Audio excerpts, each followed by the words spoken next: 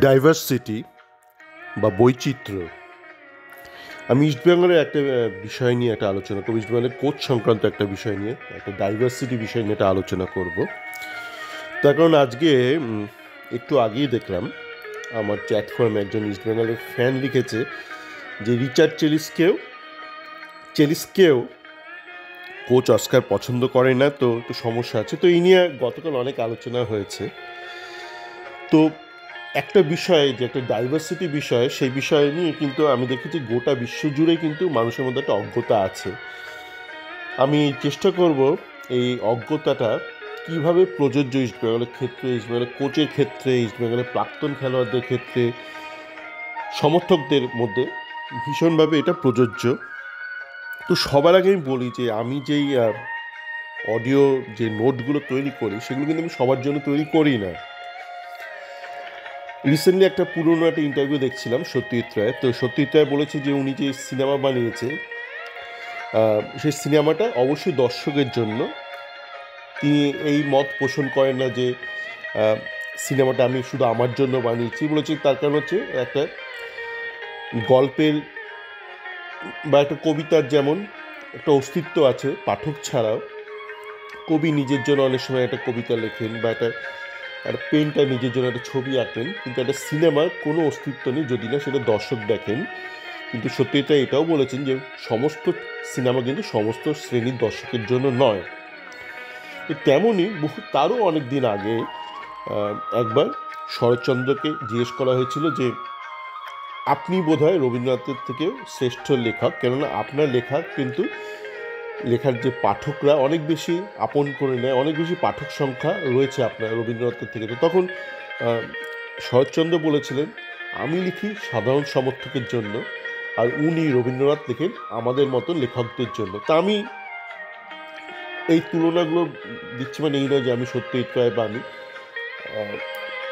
রবীন্দ্রনাথ ঠাকুর। আমি যেটা বলার চেষ্টা করছি যে আমার যে বক্তব্য সেগুলো কিন্তু খুব স্বল্প সংখ্যক, খুব মাইনরিটি অডিয়েন্সের জন্য বা ইস্টবেঙ্গল ফ্যানের জন্য তৈরি করা। সেই জন্য দেখবেন আমি বলিও না যে আমার লেখা এখানে সেখানে ছড়িয়ে দাও, পোস্ট করে দাও। যাকে আমরা ডাইভার্সিটিতে আসি। তো গতকাল আমি আর্কাডেগের একটা খেলার একটা হাইলাইটস দেখছিলাম, এএফসি যে হাবের যে ইউটিউব চ্যানেল আছে সেখানে। তো সেখানে দেখলাম এই মালদ্বীপের মাঝিয়ার সাথে ওরা 2-1 গোলে জিতেছিল। তো সেখানে দেখলাম দুটো গোল করলো আর্কাডাগ, দুটো গোলই বাদিক থেকে ক্রস উড়ে এলো। তা আমি দেখতে দেখতে ভাবছিলাম যদি এই গোল দেখে আমরা ওদের যারা গোল করেছে তাদেরকে তুলে আনি ইস্ট বেঙ্গলে, তারা তো এই গোলগুলো করতে পারবে না। কেন করতে পারবে না? কেন যেরকম বিষাক্ত ক্রস এলো লেফট উইং থেকে, সেই ক্রস কিন্তু ইস্ট বেঙ্গলে হচ্ছে না, এই মুহূর্তে হচ্ছে না। তো এবার আমরা আসি এই যে ব্যাপারটা ডাইভার্সিটি বা ভিন্নতা। তো দেখবেন যে সমর্থকদের বাদ দিন, বিভিন্ন প্রাক্তন বাঙালি খেলোয়াড় আছে, ফুটবলার, তারা কিন্তু বলছে দিয়ামান্টাকস এটা করছে না, দিয়ামান্টাকস ওটা করছে না, মেসি বাউলি এটা করছে, মেসি বাউলি সেটা করছে। তো তার একটাই কারণ হচ্ছে যার ডাইভার্সিটি আছে, যেটা সম্পর্কে পৃথিবী খুব হইচই করে কিন্তু কেউ কিছু বোঝে না, সেটাকে প্রয়োগ করে না, সেটা কিন্তু আমাদের ক্ষেত্রে প্রযোজ্য, কোচ অস্কারের ক্ষেত্রেও প্রযোজ্য।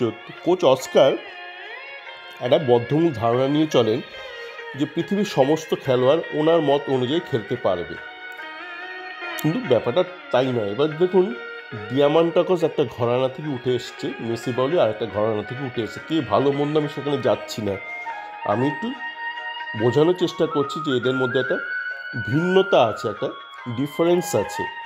সেই ডিফারেন্সটাকে আপনাকে আগে বুঝতে হবে, অ্যাকনলেজ করতে হবে। দিয়ামান্টাকসের কী ঘরানা? দিয়ামান্টাকস হচ্ছে ওই টিপিক্যাল ইউরোপিয়ান নাম্বার 9, যে কিন্তু একটা অর্গানাইজড গেম প্লেতে সার্ভাইভ করতে পারে। মানে আপনি যদি ভাবেন যে দিয়ামান্টাকস একাই 2-3 জনকে ড্রিবল করে দেবে, সেইটা দিয়ামান্টাকস পারবে না। দিয়ামান্টাকস কী পারবে? যেখানে ধরুন একটা সুন্দর একটা অর্গানাইজড টিম গেম হচ্ছে, কুইক পাসিং হচ্ছে, শার্প পাসিং। আমাদের অস্কার বলে শার্প প্লেয়ার, শার্প প্লেয়ার নয়, শার্প প্লেয়ারের জগৎ থেকে দিয়ামান্টাকসের উত্থান হয়নি। দিয়ামান্টাকসের উত্থান বা এডুকেশন হচ্ছে ফ্রম শার্প প্লে, মানে সুন্দর পাসিং হচ্ছে, কুইক পাসিং হচ্ছে, অ্যাকুরেট স্মার্ট পাসিং হচ্ছে। এবং দিয়ামান্টাকোসের মতন স্ট্রাইকাররা, যেটা ইউরোপের ম্যাক্সিমাম স্ট্রাইকারই এই ধরনের, তারা জানে কতটুকু মুভ করতে হবে, কোন দিকে মুভ করতে হবে, কোথায় মুভ করতে হবে, কখন মুভ করতে হবে, ততটুকুই তারা করবে এবং ফাঁকা জায়গায় পৌঁছে সে গোলটা করে দেবে। এই এডুকেশনটা তাদের আছে। তাদের কী নেই, মানে দিয়ামান্টাকোসদের কী নেই, ওই সামনে দুজনকে ড্রিবল করে ঢুকে যাবে, যেটা আমাদের বাঙালি খেলোয়াড়রা, প্রাক্তন বাঙালি খেলোয়াড়রা, আলবিটোরা, বিকাশটা, দেবাশিস মুখার্জিরা, অলোক মুখার্জিরা, এরা প্রত্যাশা করছে। এটা দিয়ামান্টাকোসের মধ্যেই নেই, কেননা ও সেই ঘরানার থেকেই উঠে আসেনি। আপনি যদি সেই ধরনের খেলা চান তাহলে আপনাকে দিয়ামান্টাকোসকে নেওয়াই উচিত ছিল না। এবার মেসি বাউলি কোন ঘরানা থেকে উঠে এসছে? মেসি বাউলির আপনি যদি এডুকেশন দেখেন, ও কিন্তু মূলত ক্যামেরুনের ছেলে। এমন নয় যে ছোটোবেলায় ইউরোপে চলে গিয়েছিল। এখন যেটা খুবই চল, যে অনেক অল্প বয়সী আফ্রিকান ছেলে খুব অল্প বয়সে ইউরোপে চলে যায়, তো তারপর তাদের গায়ের চামড়া যাই হোক, গায়ের রং, তাদের ন্যাশনালিটি, তাদের ঘরানাটা হয় ইউরোপিয়ান ঘরানা। মেসি বাউলি কিন্তু তা নয়, ও একদম আফ্রিকা থেকে উঠে এসছে, আফ্রিকার ঘরোয়া ফুটবল থেকে, ক্যামেরুনের ঘরোয়া ফুটবল থেকে। তো মেসি বাউলি দেখবেন গোটা মাঠ এদিক ওদিক দৌড়াচ্ছে, উদ্ভ্রান্তির মতন দৌড়াচ্ছে। অনেক সময় তার মধ্যে শিক্ষা রয়েছে, অনেক সময় তার মধ্যে শিক্ষা নেই, শুধু আবেগ রয়েছে, অনেক সময় আবেগপ্রবণভাবে দৌড়চ্ছে। তো মেসি বাউলির যে খেলাটা খেলে, সেই খেলাটা কিন্তু যখন আপনার টিম ধরুন খুব একটা অর্গানাইজড টিম মানে গেম খেলছে না, খুব সুন্দর পাসিং হচ্ছে না, সুন্দর ক্রস হচ্ছে না, সেই ক্ষেত্রে কিন্তু মেসি বাউলি এফেক্টিভ হবে। আবার মেসি বাউলির মতন প্লেয়ারদেরকে যেই কোচ ধরুন একটা টিমকে একটা খুব সুন্দর একটা অর্গানাইজড ওয়েতে খেলাতে চাইছে, সেই কোচ আবার চাইবে না মেসি বাউলিকে। তো আপনাকে এই ডাইভার্সিটিটা বুঝতে হবে যে মেসি বাউলি কখন এফেক্টিভ, মানে কোন সিস্টেমে, যেই সিস্টেমে একটা র্যান্ডাম ফুটবল হচ্ছে, ধরুন মানে একটা কনসিস্টেন্ট পাসিং ফুটবল হচ্ছে না, কনসিস্টেন্ট এডুকেটেড স্মার্ট ফুটবল হচ্ছে না, সেখানে মেসি বাউলি এফেক্টিভ হবে। আর দিয়ামান্টাকোস কোথায় এফেক্টিভ হবে? যেখানে সুন্দর পাসিং ফুটবল হচ্ছে, দারুণ শার্প ক্রসিং আসছে, সেসব জায়গায় মানে দিয়ামান্টাকোস কিন্তু ডিফেন্ডারদেরকে টপকে পৌঁছে গিয়ে ঠিক গোলের বল ঠুকে দেবে। দিয়ামান্টাকোস কোনটা পারবে না? ওই উল্টো পাল্টা পাস দিচ্ছেন, দিয়ামান্টাকোস একা দু তিনজনকে ড্রিবল করে ও সেটা পারবে না। তো আপনাকে আগে থেকে এটা বুঝতে হবে কে কী পারবে, কে কী পারবে না। এবার আপনি কি করতে চান সেটা খুব বড় ব্যাপার। আপনি নিজে কি করতে চান? চেলসিও ওরকম। চেলসিও এসছে ওই ল্যাটিন আমেরিকা ঘরানা থেকে, কিছুটা ইউরোপিয়ান, কিছুটা দিয়ামান্টাকোসের ব্যাপার রয়েছে, কিছুটা মেসি বাউলির ব্যাপার আছে, এবং কিছুটা র্যান্ডাম ফুটবল রয়েছে, কিছুটা ওই সোলো ফুটবলের ব্যাপার, ইন্ডিভিজুয়ালিস্টিক ব্যাপার রয়েছে, আর কিছুটা এডুকেটেড ফুটবল, দুটোই রয়েছে ওর মধ্যে। তো আপনার তিনটে প্লেয়ার, তিনটে ঘরানার।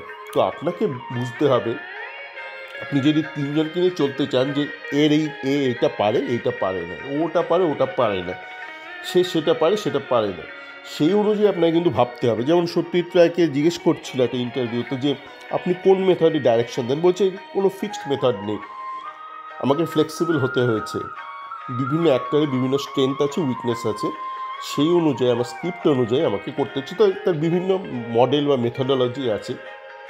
তো কোচ অস্কারকে যদি সফল হতে হয় তাকে কিন্তু এগুলো ভাবতে হবে। মানে দুম করে একটা ধরুন একটা 32-33 বছর বয়স্ক একটা প্লেয়ারকে আপনি আপনার মতন গড়ে নিতে পারবেন না।